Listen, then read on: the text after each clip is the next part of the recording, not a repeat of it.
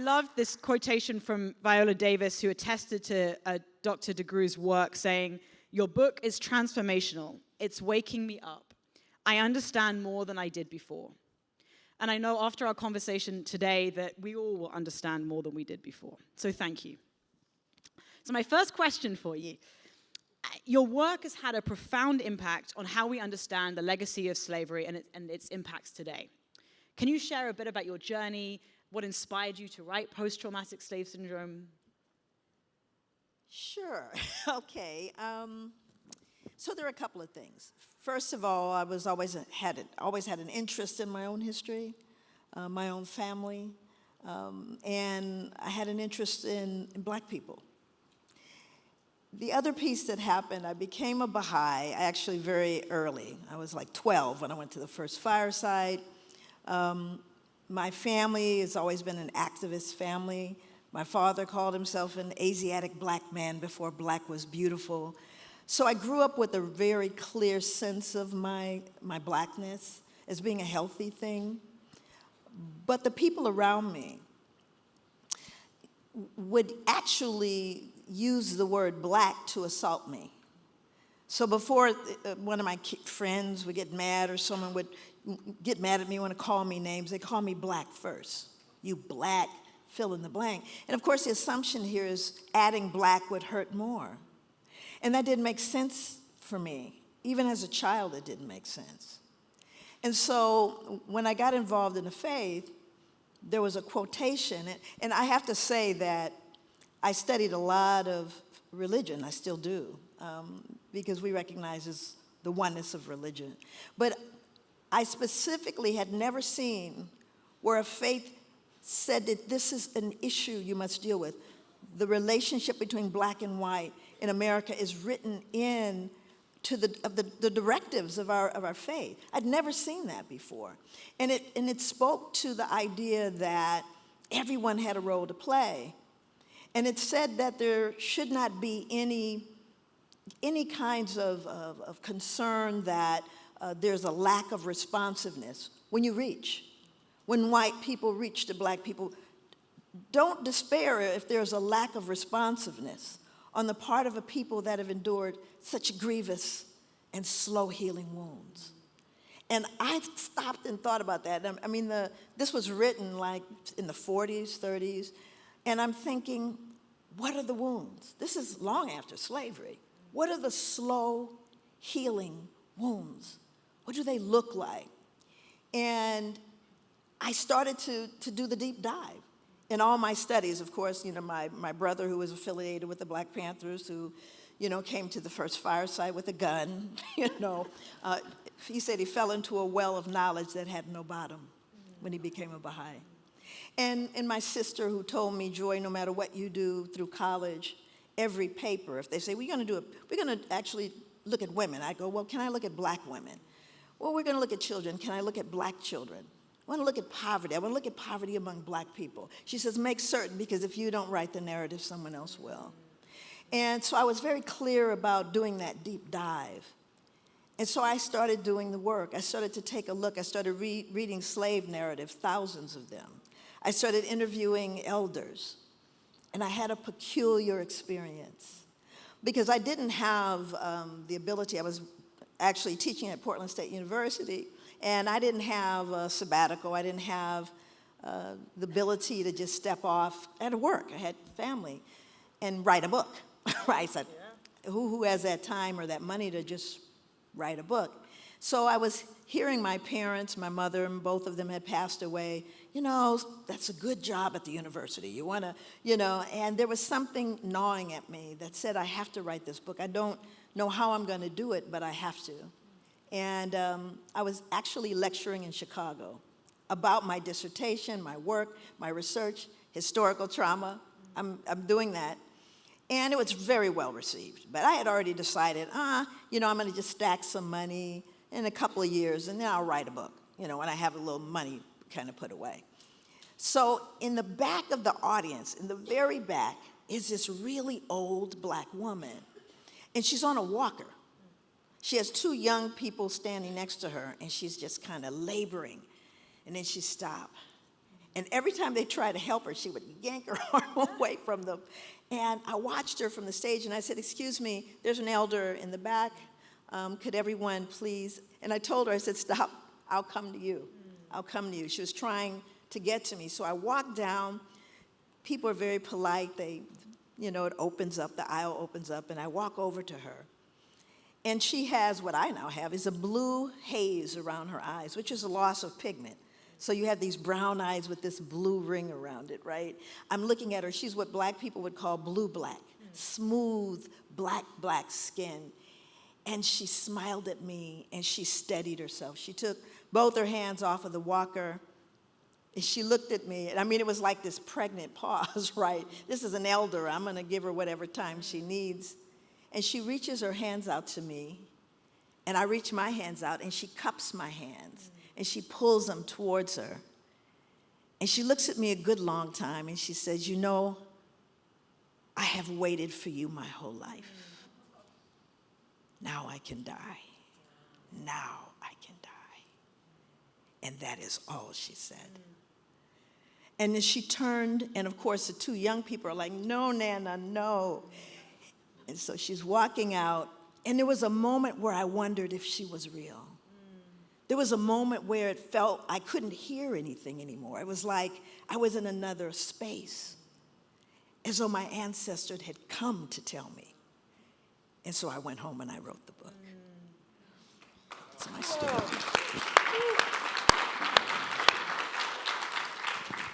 Wow, and I can feel her presence with us here today, right? Yeah. Yeah, so that, and it does, in order to understand the nature of the injury. You have to do a deep dive. Not a lot of people want to do that. Wow, well, on the note of doing deep dives, obviously, as we all know, the theme of this conference is around spiritual enterprise. How do you think about the application of all of your incredible work to our economic systems and our business systems, and how do we heal our systems? Okay, so repeat after me. Every system is perfectly designed to get the results it achieves. It's not broken. It's designed that way. And what we have to do, we have to embrace a broader vision. We have to interrogate what's there. We can't fix it. It's working as it was designed to work. And occasionally there'll be something different that happens, like the 2%, right, that are women and people of color. They're out of the trillions. It'll happen and we go, oh, okay. But no, you see, the system is going to continue to churn out the results it has. We have to reimagine the future. We cannot use what the antiquated, bigoted, even, capitalism. Capitalism fueled it. It actually financed global slavery, right? So we have to appreciate what the systems do. And sometimes we kind of get inside these systems, right? We call it the spook who sat by the door. But those who, that are inside, that are doing good work in spite of it, and they're swimming with sharks and snakes, and they're living in toxicity to try to do a little good. But from my vantage point, if we look at this as a spiritual revolution, if we understand that's what's required, then everyone who has their fingers in the deck, in this dike that's bleeding out water, and everybody's going, Joy, come, we need some more fingers in the dike. No, what my faith teaches me is we need to build a steel dike, because that one's coming down. Not going to knock it down, I'm not going to tear it down, but I'm not putting my fingers and toes into something that is crumbling. And that's the reinforced reality that we have to start looking at people, not just to heal, but to be healthy, to change the trajectory of a people who have been marginalized for years, hundreds of years, in a system that said, this is how it should be. So we have to really, like I said, look at things with fresh new eyes, but, those practical feet in terms of how we mitigate the harm. And not just the harm that, of the injury. My daughter always talks about how, people, they say the strong black woman, right? We hear people, the strong, and you all are so resilient. We just keep stabbing you and you just won't die. Isn't that? How about you stop stabbing me? How about that? You know, and again, there's a,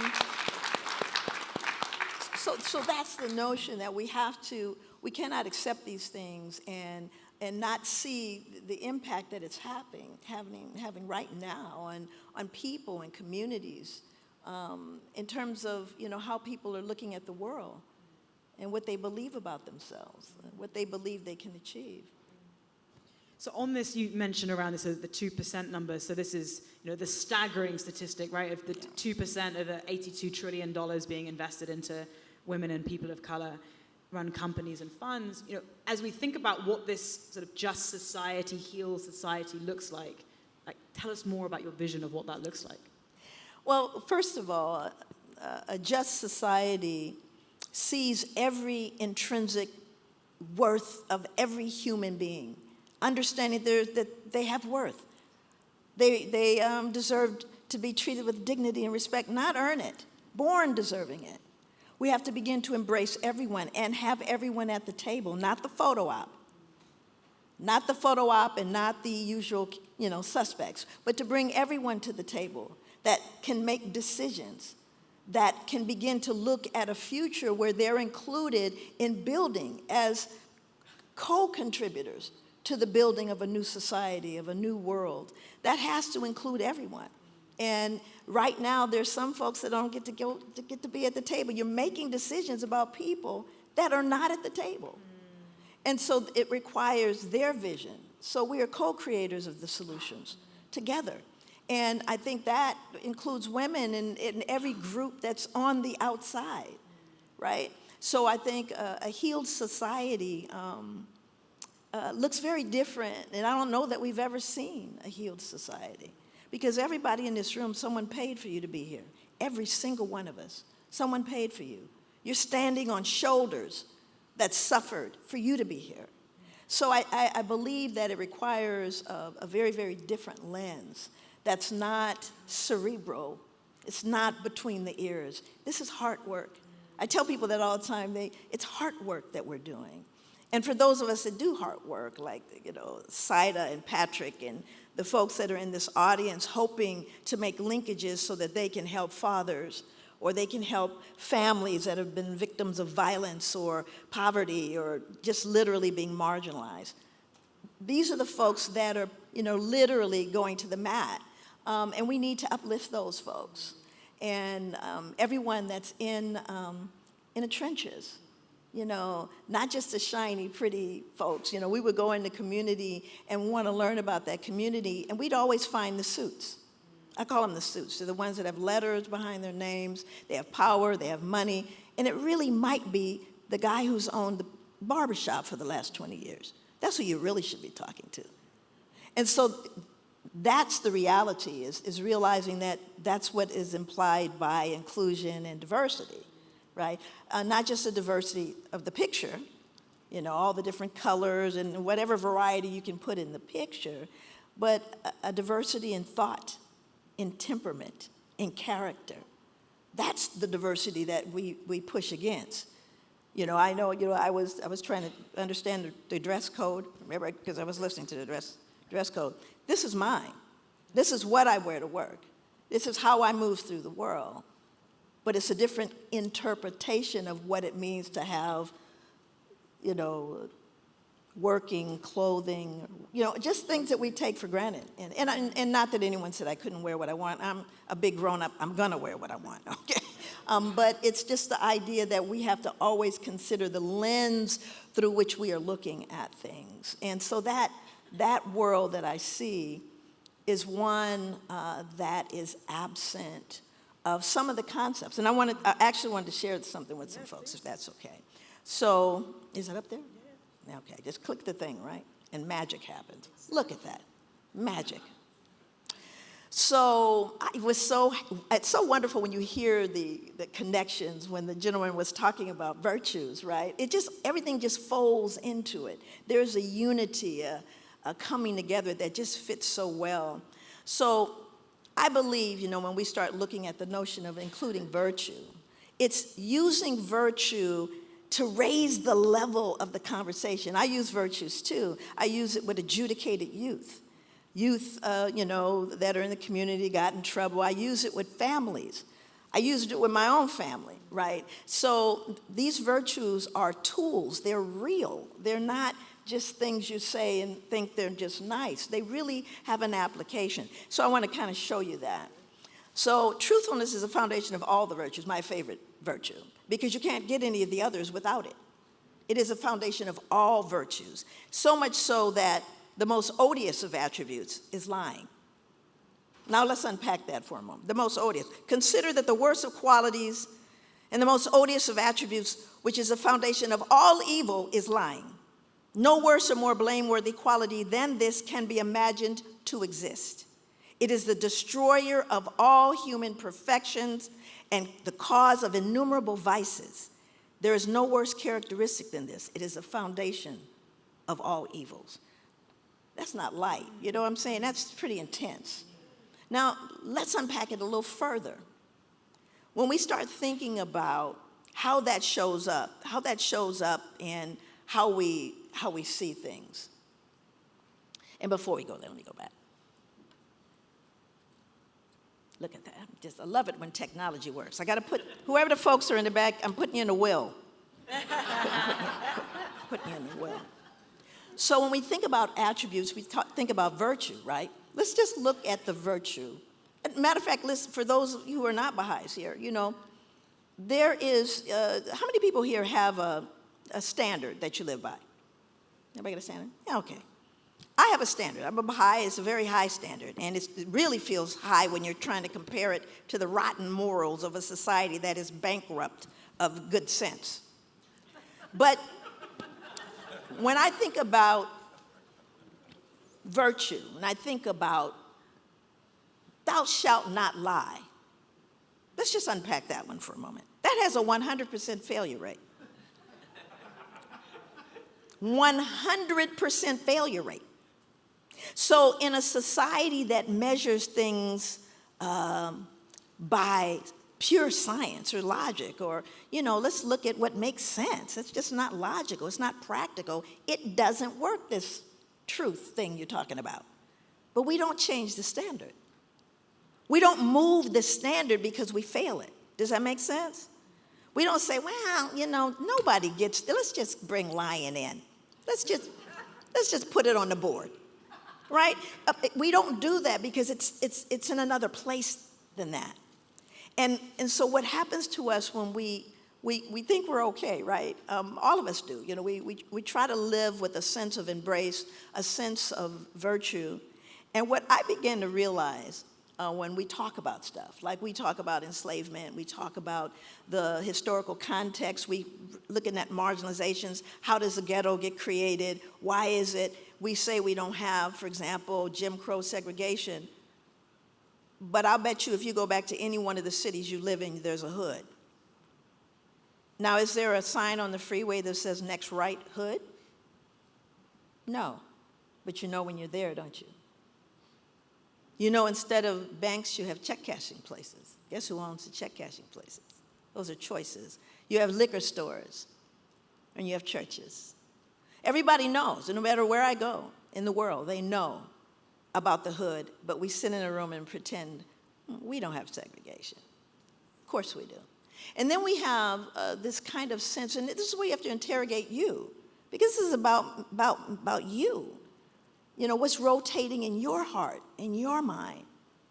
So what I do is I help people get there by just a simple imagery that I help you create. Now close your eyes, everyone.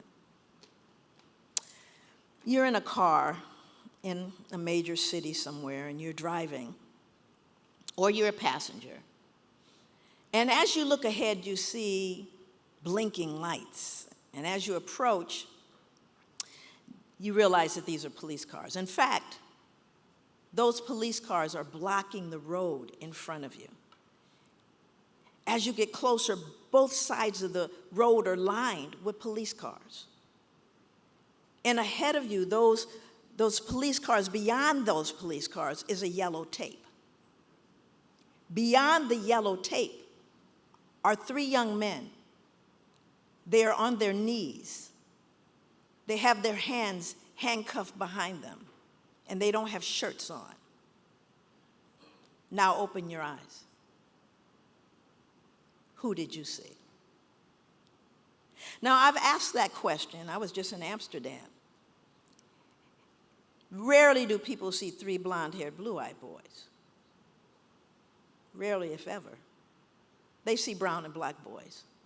So I want to unpack that scenario that's in your head, that's been seared into your consciousness, of who the bad guy is. Who's the one to be afraid of? Who's dangerous? Who's bad? Who's a criminal? It is seared into your consciousness, no matter how good you think you are. And guess what? I asked that question of high schoolers, and they have the same image. And I asked that question of middle schoolers, and they had the same image. And I dare not ask the elementary school children, because it is an image that has been seared into their consciousness. And you see, that is what we have to arrest. That's why this is not an intellectual thing. It is a heart thing. It is a real hard and fast sense of change. So let's take a look at why. Here's a young man without a shirt on. Corian Evans, 16 years old, dove in the water to save 3 girls and the police officer that was drowning that was trying to save them. There are more Corian Evans than those 3 young men on their knees. Far more of them. And why don't we ever see this? The tenderness between a black father and his child. The unity and love amongst black men. Scholarship. These are far more realistic, numerically, than those 3 on their knees. Every year, indigenous people, Latinx folks, African graduates, every year. Historically black colleges bursting at the seams. Why don't we see these images? They're more realistic, but not what is seared into your mind. Are you following me? And so these are the things, as a clinician, as a social scientist, I have to unpack, because that's what we've got to arrest, the lie in our head. Because it's not anything more than a lie, and deliberately fabricated for you to have it. So these are the deep, I guess, it goes on and on and on. So at the end of the day, whether peace is to be reached only after unimaginable horrors precipitated by humanity's stubborn clinging to old patterns of behavior, or to be embraced now by an act of consultative will, is a choice before all who inhabit the earth. This is our charge. This is what a healed society must look at and deal with. And again, not just stop the hurting, but to prevent future hurting. Wow, thank you for that.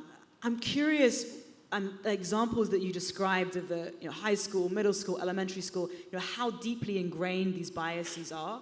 How do you think we can, within a company, as companies are thinking about hiring, retention, board selection, how do we become aware of these biases and influence our decision making as a result? It's very interesting. I love that question, because first of all, one of the things that I love about this conference is that there's so many, that's how virtue works. All the virtues fold into each other.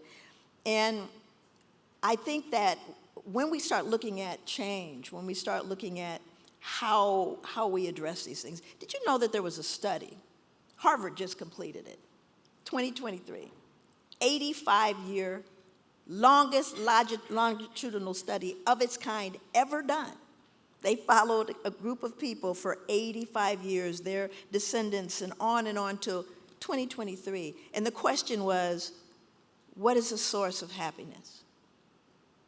What is the source of true happiness? And it was relationships. The highest thing, the most important thing, was who you loved and who loved you. It wasn't what you achieved. It wasn't the letters or the accumulation of things. It was your relationships. The answer is relationships.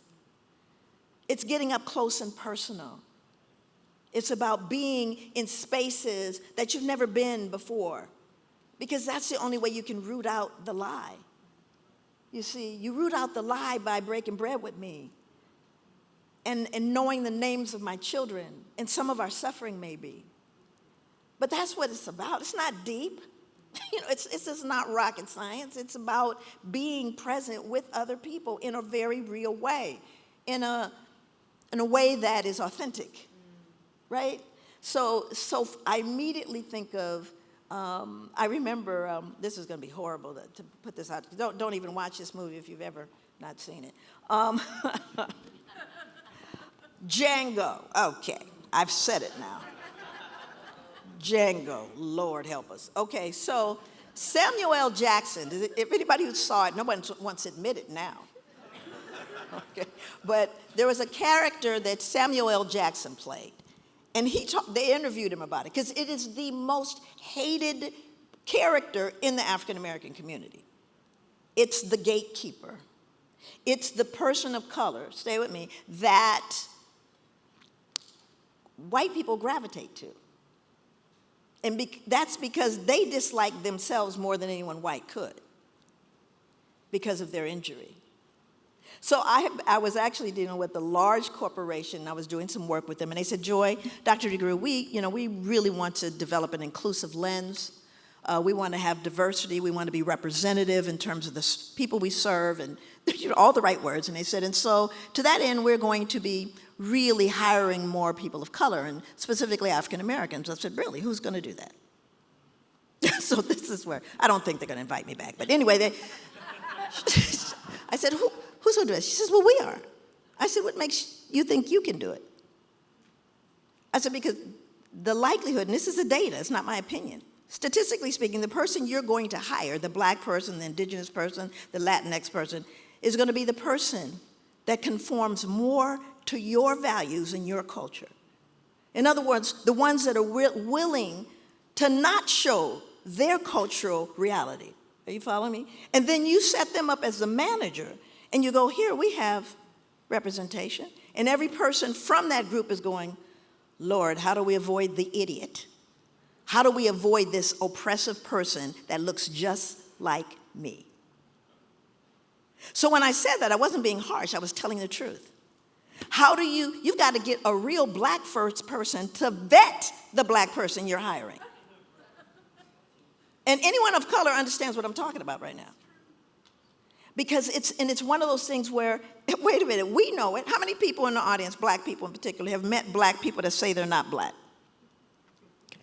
These are black people that start telling you every ounce of anything else they have in them. Did I mention I have lots of Indian in me? And we did our DNA. You know, we're from Ireland, whatever, but it becomes one of those things that is fraught with issues because we don't understand the nature of the injury. Well-meaning, but that's who you're going to gravitate to because it feels comfortable. The bigger, the darker the black person, the greater fear. That's the data. So we have to interrogate that kind of thing ourselves. Does that make sense? 100%. Yeah. And that means that we need to be able to be real and up close and personal with one another to be able to do that. I need to trust that. Yeah, wow. On that research, and I think it's amazing research coming out of Harvard around the power of relationships. In your book, The Post-Traumatic Slave Syndrome, you talk about this concept around vacant esteem. And I'm curious if you can both share a bit more about what that means, but also, how does it apply in the context of our conversation today about business and marginalized communities? Oh boy, I tell everything in stories. I'm sorry. It's great. It's just how it goes. My father was a griot, is what they would call him, and my brother and my family, because there's something that's told, and I tell real stories, true stories. But I think that vacant esteem, oh boy.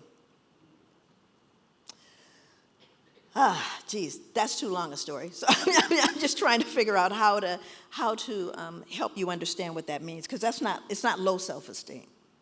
Low self-esteem means, I feel really bad. My brother can do more chin-ups than me, and I feel bad about that. Vacant esteem has to do with a lack of a sense of self. not feeling comfortable with one's sense of self. And I've seen that. It's also shown in something called learned helplessness. And of course, I saw this emerging with children, very often emerging with children. When I went to South Africa in 1994, and that was my first time on the continent, and anyone that's black that goes to Africa, it doesn't matter where you go. It's a moment. It's a moment of normalcy around your blackness that connects you somewhere. And it was a wonderful experience, not always the case. In South Africa, it's still having extraordinary problems. But when I went there, I went to villages. I don't go to the tourist spots. And I was traveling with 8 other African-American women. Anyway, we were there 6 weeks, and I was just moved by the notion of how people greeted you. In their tribal language, lots of tribal languages, they would greet us. And the greeting translated into, "I see you," which, by the way, Avatar picked up. It's honest. Those blue people were black people, I'm just saying. So,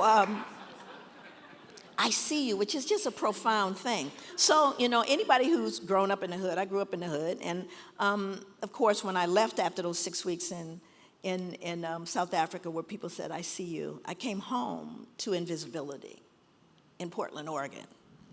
And my son, I was inside the house a lot. So the women who were traveling, has Joy come out? Did she come out yet? And I had to come out one day because one of the kids ran in and said, "Mom, there's a boy outside. He's going to beat up Nadim," that's my son, "and he's going to pee on the car." This was the threat. It was real. So I had to go outside. And when I go outside, there's these crowd of boys. Nobody's over 10. Everybody's looking tough and mad. So I go out into the little ringleader, and I say to him, "Has my son done something that I need to know about? He said, "I want to know if he got some kind of eyeball problem." You're right. I said, "What did you say?" He said, "I want to know if he got some kind of eyeball problem. What he's staring at? What you looking at?" Stay with me. Not uncommon. Not uncommon. So now I had a moment. I had to, first of all, I had my little conversation, my spiel about how we have to embrace each other. I asked them if they hear sirens in the neighborhood. I talk about how we're a community, we have to take care of each other. But that's really when post-traumatic was born. Because Africa said, "I see you." And African Americans said, "What you looking at?" What could happen to a 10-year-old that he could not withstand a gaze? What did the gaze mean to him? Because he didn't say it to white boys, he said it to black boys. Because what he saw in my son is what he saw reflected back at him in what he hated most, himself. Because I am not who I think I am, and I'm not who you think I am. I am who I think that you think that I am. That's how we arrive at our self-concept. And I sought to figure out what could have injured a child so early. And when I was in Africa, they really kind of told me the story. It said, if a child is not embraced by his village, he will burn it down to feel the warmth. So when we start talking about change and doing things, even virtue, spiritually, we can't, somebody always, prayer, just like community and love requires action. So when the African proverb says, when you pray, move your feet, it requires that we do action. And so how we look at that is vacant esteem, right? And how you counteract that is to shore a person up with their intrinsic nobility. Baha'u'llah says, prophet, founder of the faith, noble have I created thee. Noble, all of us are noble. And he had just not realized his nobility. And so my work, so many in the audience, their work is to remind people of their intrinsic nobility, their value, and their worth. That's the work, right? And I think with capitalism and all the other isms, I look to this whole time at investment, and people I'm looking, it's not my lane, but I love Russell. And Russell's a good man, good person, and I trust him with everything. But when I look at capitalism and those things and what it creates, I started wondering as I looked at investment. And I'll actually answer this with, I know it's weird, I don't even know where we are in the thing. But I wanted to tell a short story about investment. An investment into a human being. Because I was searching for that the whole time I was here. Into the human being. Because generations can be affected by a single human being that rises. We all know that in this audience. One caring person can change a world. We know that's true. Yet there is not a specific line item that says individual human development, right? So I'll tell you a story, and I promise I'll stop. So I had just got my master's in social work, and I was working for a private nonprofit organization called Self-Enhancement, and we were a little organization. We were working out of the basement of a church at one point. Now it's a multi-million-dollar organization doing quite well. And I wrote the model for that program, which is called the relationship approach or the relationship model.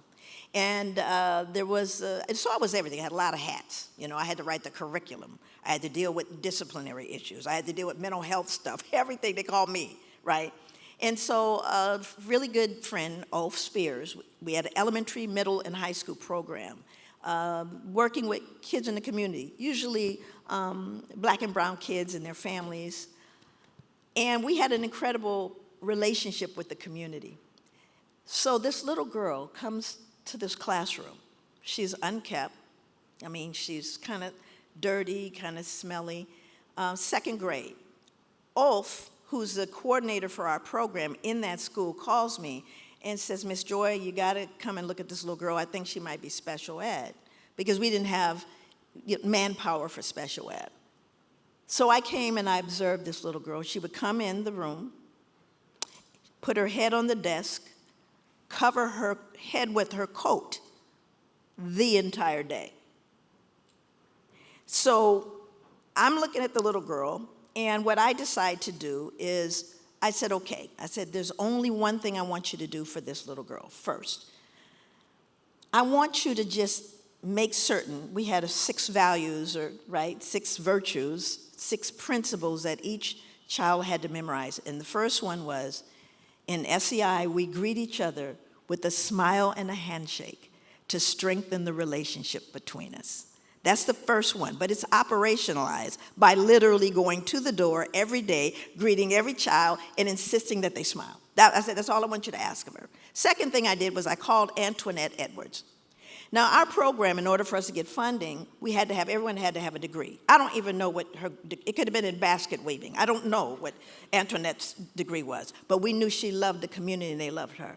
And I knew that there wasn't a house that Antoinette couldn't get in. I said, Net, I'm gonna need you to get in the house, see what's going on with this little girl's family.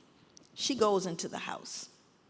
Mother is cracked out, running drugs, running men, all kind of things.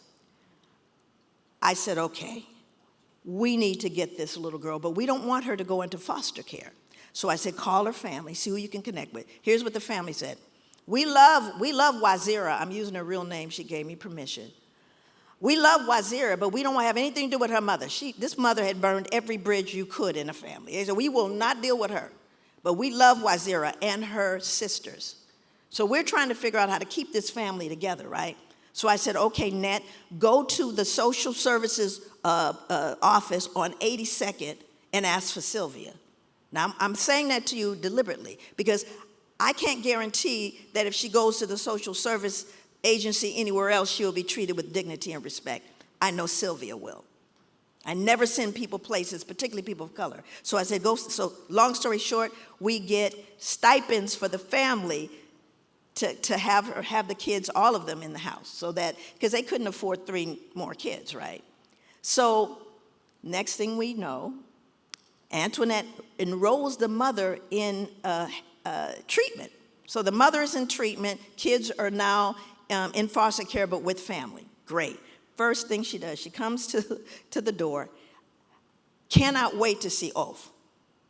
Just can't wait to get to that door because she knows Mr. Spears is going to shake her hand and smile. And then she went to she's cleaned up, she's got new clothes, and she's very happy. She gets into the classroom, puts the coat over the head. This is not a miracle thing I'm talking about happening. She put the coat over the head, but only half the time. So she takes it off, and all the little kids are like, oh, look at Wazira, she took the coat off. She took the coat off. Well, we have a rally, a summer rally, where we give awards to the kids. And we needed to give them wins. I want you to hear this, wins. Everybody needs a win. So I created something called the Most Improved Student Award. Teacher doesn't give it, students vote on it. By the time the semester was towards its end, Wazira was reading aloud at grade level in her reading group in school. So all the class voted, and they voted for the most improved student. It could be that Ronald kicked people 3 times instead of 8 times he did last year. It was a win, but they voted for Wazira. Wazira comes to 500 parents showed up, 500. These are parents that have 2% involvement in PTA. 95% participate in our program, participation. Why? Because what did we have with them? We had a relationship with our parents, with our community, just like that was said before. We had that. So now she's coming to get her award, right?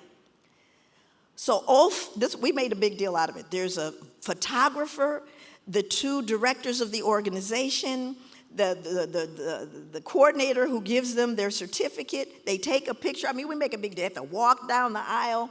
These parents are beaming. Their kids have never been rewarded or awarded, right? So she comes in with her mother, who's running a halfway house for women. She walks in to the back of a cafeteria. Ulf goes to the mic to introduce his student, Humboldt Elementary School, Most Improved Student Award, goes to Wazira Johnson, and there is a standing ovation. How did they know? Every person in that, they all stood up for Wazira. They knew the struggle of that family. They knew, and she was so petrified she couldn't get out her seat. Ulf's wife, nothing to do with this. She's an accountant. She made a life-size rag doll for Wazira. Life-size. So he had her certificate and the rag doll, but she couldn't get out of her seat. So he walked her down. He walked the photographer, everybody's walking down to the back to Wazira. He hands her the rag doll. He hands her the certificate. And she covers her head with her coat.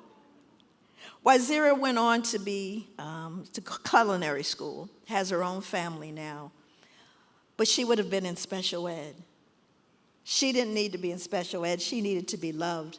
This is a picture of her grown up with her mother, who is in the middle in white, who passed away last year.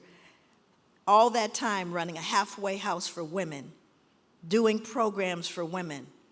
And that's Antoinette Edwards, who went into that home. This is human capital, friends. This is human investment. You cannot measure hearts. You cannot measure how many have been healed, because every single one of those girls, her sisters, they work in the community. They went back to school. They got their degrees. They're helping people you will never see. But there's not a column for them. I don't know how we do that. I don't know how not my lane. I don't know how do we make a column, but I look at these folks that are doing this work, that are saving lives, that are going to impact generations of people. But they're not on the chart. But I know that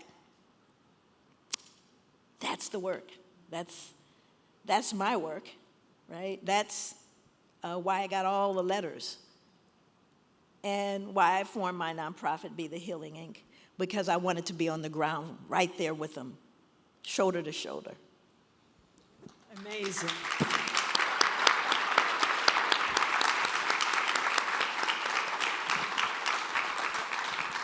I have one last question for you to build off what you've been sharing. There's, on your note of greetings, there's a greeting that you mention in your book from the Maasai tribe of Kasiri and Angira, which means how are the children? So how are the children, and how does that influence your work today? You know, it's so amazing because what we have to recognize, I remember there was a gentleman, a Baha'i, many, many years ago, Bora Cavalin. And he said, joy and sorrow have embraced. And he was saying that at a time when, you know, there was something else going on in the country that was crazy. But this is a simultaneous process of disintegration and integration. These things are happening at the same time. The children are still struggling. And as it was demonstrated in that film on marijuana, and, you know, we're messing with their brains even before they're born, right? They have all that going on. We are removing education. I believe that when people know better, they can do better, by the way. And I see children that are doing phenomenal things. And I see children that we're losing simultaneously. The book banning, for example. I've been banned, and I'm in good company. But here's what the children did. My niece, just to give you an example about book banning. First of all, if you really want a child to read something, tell them they can't. Tell them they can't. There's more people reading, kids that would never have read my book. They got banned book clubs now. So good job there. You know, our kids, and it was interesting because the fear is, here's a fear. We cannot, can't tell them about history. You know, Rosa Parks, Martin Luther King, all that's out, right? It's too disturbing, it's upsetting, they feel guilty, and, you know, does anyone ever check to see if that's true? I'm always, because they changed policy as a result of folks saying that. But no one ever checked as to whether it was actually true. Because if we're talking about horrible stories that could upset children, don't read the Bible. They got stories in there that'll curl your teeth. But it's an interesting notion, right? So my niece goes around Oregon and she does, these curriculums on history. And she did one on Thomas Jefferson and Phyllis Wheatley and Benjamin Lay, who was a real activist. And during the time of slavery, he was an abolitionist. He was serious. And at the same time, Thomas Jefferson was not only saying that black people were genetically inferior, we were just basically inferior as a group of people, he was exporting anti-blackness around the world because, after all, he had the power to do so, to create the narrative. And so she asked the children, why would Thomas Jefferson say that black people weren't smart and couldn't be creative? And she sent me their answers. This is an upper middle class white school, middle school, sixth graders. They said, because when you objectify people, it's easy to look at them as lesser than you. Because he was jealous. Because if people believed him, if they didn't believe him and they recognized that black people were creative and smart, then they wouldn't be able to enslave them. They would see them as people, and he would lose slaves and money. Because he's a racist. These are the answers they gave. Because he needed to feel superior to, all the answers came down. Nobody was, clutching the pillow and feeling badly. It's the opposite. It's their parents. Those children are not confused. Those children are not going to buy the bigotry and the bias and the hatred. They're not. That's why they don't want them to learn it, because they aren't going to do it. These kids are sharp. These kids have minds and hearts of their own. So the children, on one hand, are fine. And on the other hand, there's a whole population of children that don't know to love themselves, that don't know, learned helplessness. I mentioned that. So learned helplessness, not a new concept. Quickly, I'm going to do this quickly. So they did these experiments. They actually did a recent one with children, but they did one with dogs. And they put these dogs in a fenced area where they could electrify it. But they would turn a red light on, and then they would electrify wherever the dogs were, and of course they'd run over to the other side. Then They decided, well, okay, that's conditioned response, reinforcement. That's great. We did what we wanted to do. But let's see what happens if we just shock the dogs. Light on, light off. You know what the dog does? Lies down. Ceases to move because it has learned that no matter what it does, it can't change the outcome. That happens to human beings. If there was a guard at the door that beat up anyone that came near the door, killed them, after a while you stop going to the door. Well, now there's no guard at the door. Matter of fact, not only is there no guard, the door is ajar. People still won't go out of the door. It's called learned helplessness. They start rationalizing why they don't need to be out the door. And here's what people do in response to that. Well, let's do a study on why they're not going out the door. Let's interview people about, and let's do the study of the study that they did around not going out the door. Because we have two things. We have learned helplessness and we have vicarious learned helplessness. If you're my mother and you don't go out the door, I'm not going to try. But the opposite is also true. It's learned self-efficacy.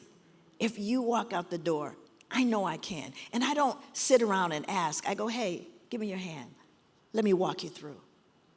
Immediate self-efficacy. We don't have to talk about it. We don't have to study it. I'm going to go shoulder to shoulder. And the moment you step out there, you're going to go, wow, I want my mom to come out. I want my brother to come out. I want everybody to come out. I want them to know they can go out the door.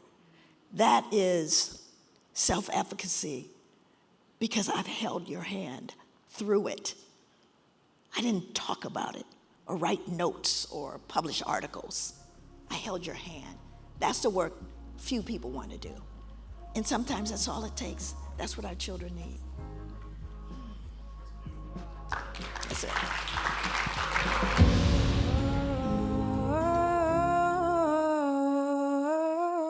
Think of sharing what you know.